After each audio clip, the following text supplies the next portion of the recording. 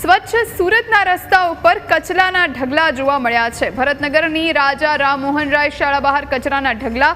મહાનગરપાલિકાએ કચરાના કન્ટેનર હટાવી લેતા લોકોએ રસ્તાને જ કચરાપેટી બનાવી દીધી।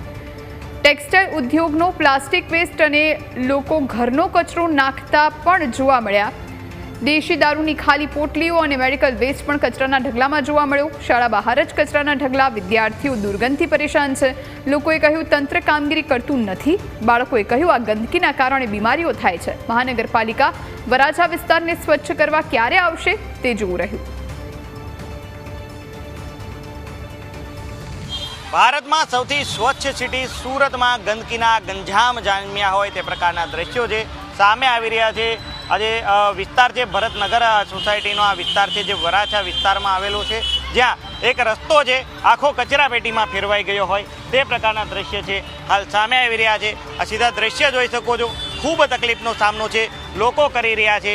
નાક પર રૂમાલ મૂકવો પડે અથવા તો આંગળી મૂકીને આજે કચરાનો જે રસ્તો છે તે પાર કરવો પડે તેવી પરિસ્થિતિ છે અહીં દેખાઈ રહી છે। નાના નાના બાળકો જે શાળાએ જાય છે તેમને પણ હાલાકીનો સામનો છે તે કરવો પડી રહ્યો છે। અહીંયા જે વાલી આવી રહ્યા છે તેમની સાથે પણ વાતચીત કરવાનો છે પ્રયાસ કરીશું। અહીંયા એક વાલી છે। માજી મોઢા પર શા માટે આ રૂમાલ મૂકવો પડે? કેટલી વાસ આવે। કેટલા દિવસથી આ કચરો છે? આ રોજ આમ જ હોય। કેટલી તકલીફ પડે?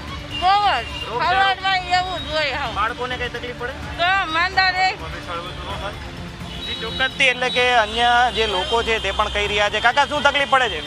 અહીંયા હાલવામાં ગંદકી એમને વધતી જાય, બાજુમાં છોકરા ભણે બીમાર પડે તો દવાખાનું તો અમારે કરવાનું રહે। કેટલા ટાઈમથી તકલીફ છે? ચાલુ જ રહે એમાં શું કરવાનું તો? હાજી, કેટલા ટાઈમથી અહીંયા કચરો છે? કચરો તો ઘણે ટાઈમથી છે। શું કરવું જોઈએ પાલિકાને? પાલિકાને ભરાવવો પડે ને। કેટલી તકલીફ કેટલી પડે? બીમાર ન પડે। હમણાં મોઢા ઉપર રૂમાલ મૂક્યો તો કેમ? આ તો મસરા આવે ને। ચોક્કસથી એટલે કે બાળકો છે તે પણ ખૂબ મુશ્કેલીમાં હોય તે પ્રકારના દ્રશ્ય છે તે અહીં સામે આવી રહ્યા છે। અહીંયા બાળક પણ છે। બેટા કેટલી તકલીફ પડે કચરાથી? બહુ તકલીફ પડે છે। શું થાય? બીમાર પડે છે। કોણ કોણ બીમાર પડ્યું છે? અમે બધા કેટલી વાર બીમાર પડ્યા? 1-2 વાર પડ્યા। પછી આ કેટલા ટાઈમથી જાય કચરો? ઘણા દિવસે છે। આ રસ્તામાંથી આવો જાવો કઈ તકલીફ પડે? વાસ આવે, ગંદકી બહુ છે। બહુ તકલીફ પડે સાહેબ। અહીંયા તો મારી સામે સાડીની દુકાન છે, બાજુમાં સરકારી સ્કૂલ છે, અહીંયા બહુ તકલીફ પડે। હમણાં તો કેટલા દિવસ એટલી ને એટલો જ કચરો હોય। 2-3 વખત મેં કમ્પ્લેન કરેલી છે ઓનલાઈન। બહુ તકલીફ પડે। અહીંયા બધી ગટરોમાં પાણી ન જાય, બહુ વાસ આવે। કેટલી તકલીફ? શું કહેશો સરકારને? શું કહેશો?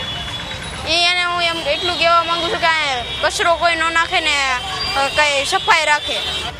ચોક્કસ એટલે કે બાળકો પણ છે એક જ માગણી કરી રહ્યા છે કે આ કચરાનો નિકાલ કરવામાં આવે। કચરાથી રોગચાળો ફેલાય છે, હાલાકીનો સામનો છે લોકોને કરવો પડી રહ્યો છે અને રોગચાળો અટકે તેવા હેતુથી કચરાનો જલ્દીમાં જલ્દી નિકાલ કરવો જરૂરી છે એવું વિદ્યાર્થીઓ અને તેમના વાલીઓ પણ કહી રહ્યા છે। કેમેરા પર્સન કે છે વઘા સાથે મિત્ર પાપરા, ન્યૂઝ કેપિટલ સુરત।